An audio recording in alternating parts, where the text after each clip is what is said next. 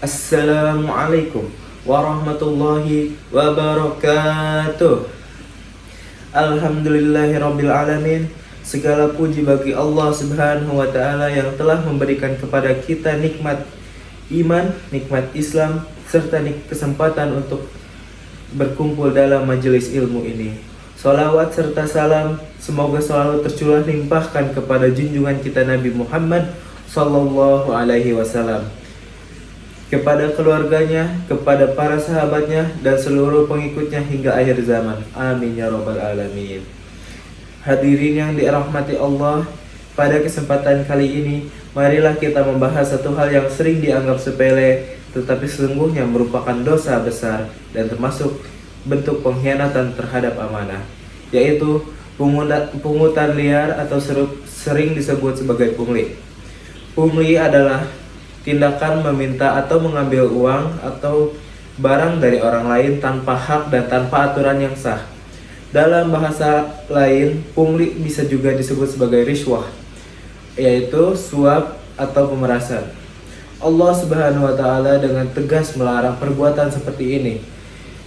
Dalam Al-Quran, Allah berfirman dalam surat Al-Baqarah ayat 188 yang artinya, "Dan janganlah sebagian kamu memakan harta sebagian yang lain di antara kamu dengan jalan yang batil, dan janganlah kamu membawa urusan harta ini kepada hakim supaya kamu dapat memakan sebagian daripada harta benda orang lain itu dengan jalan berbuat dosa, padahal kamu mengetahuinya."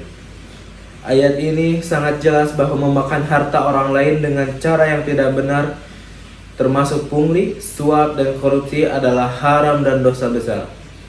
Saudara-saudaraku yang dirahmati Allah, pungli seringkali terjadi di tempat-tempat pelayanan masyarakat. Ada yang meminta uang agar urusannya dipercepat, ada yang menarik biaya tambahan padahal sudah ketentuan resmi dari pemerintah, dan kadang pelakunya berdalih, cuma sedikit kok, atau sudah biasa begini dari dulu. Tapi ketahuilah, sekecil apapun harta haram tetaplah haram. Rasulullah Shallallahu Alaihi Wasallam bersabda dalam hadis riwayat Imam Ahmad yang artinya, pemberi suap dan penerima suap keduanya berada di dalam neraka. Bayangkan, bukan hanya pemberi suap yang berdosa, tetapi juga yang menerima pungli sama-sama akan dimintai pertanggungjawaban di hadapan Allah. Hadirin yang dimuliakan Allah, perbuatan pungli bukan hanya merugikan orang lain, tapi juga merusak kepercayaan masyarakat, menghambat keadilan, atau mengotori rezeki seseorang.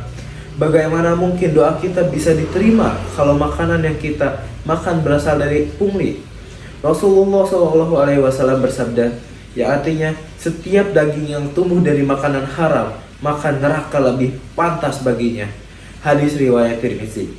Na'udzubillahi min dzalik. Inilah sebabnya kita harus menjauhi segala bentuk pungli sekecil apapun. Bapak, Ibu, dan saudara sekalian, sebagai umat Islam yang menanamkan sikap amanah dan jujur dalam setiap urusan, jangan jadikan jabatan, kekuasaan, atau kesempatan sebagai alat untuk mengambil keuntungan pribadi. Karena yang kita cari bukan hanya gaji di dunia, tetapi ridho Allah dan keselamatan di akhirat.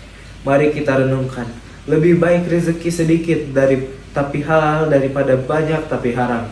Rezeki halal membawa berkah, sementara harta haram hanya akan membawa kesengsaraan, baik di dunia maupun di akhirat. Hadirin yang berbahagia, marilah kita bersama-sama memerangi pungli dan segala bentuk kezaliman, mulai dari diri sendiri, dari lingkungan terkecil dan tempat kerja kita, dari keluarga kita. Tanamkan nilai-nilai kejujuran kepada anak-anak kita agar mereka tumbuh menjadi generasi yang bersih dan amanah. Kita harus sadar bahwa pungli bukan hanya pelanggaran hukum negara, tapi juga pelanggaran hukum Allah. Negara mungkin bisa menegakkan aturan dengan hukuman dunia, tapi Allah akan menuntut di akhirat dengan balasan yang jauh lebih berat. Oleh karena itu, mari kita bersihkan diri, mari kita luruskan niat dan bekerja dan beramal. Oleh karena itu, setiap tugas yang kita jalankan hendaknya diniatkan sebagai ibadah dan bentuk pengabdian kepada Allah Subhanahu wa taala. Ingatlah Ketika kita meninggal di dunia, semua jabatan, kedudukan, dan harta tidak akan kita bawa. Yang menemani kita hanyalah amal perbuatan kita. Apakah kita jujur dan amanah atau justru orang yang zalim, menipu dan mengambil hak orang lain? Hadirin yang dirahmati Allah, marilah kita tutup ceramah ini dengan doa semoga Allah memberikan kekuatan kepada kita untuk senantiasa menjauhi perbuatan haram dan menjalankan amanah sebaik-baiknya. Allahumma inni a'udzubika min haramin yarzuqni wa min amalin yanfa'u wa min qalbin wal yakhsha'u wa min nafsin la tasba'u. Ya Allah, jauhkanlah kami dari rezeki yang haram, dari amal yang tidak bermanfaat, dari hati yang tidak khusyuk, dan dari nafsu yang tidak puas.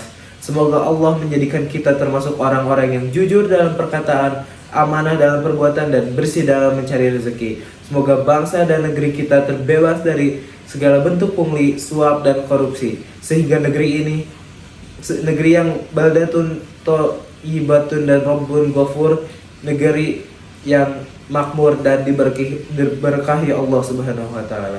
Amin ya rabbal alamin. Wassalamualaikum warahmatullahi wabarakatuh.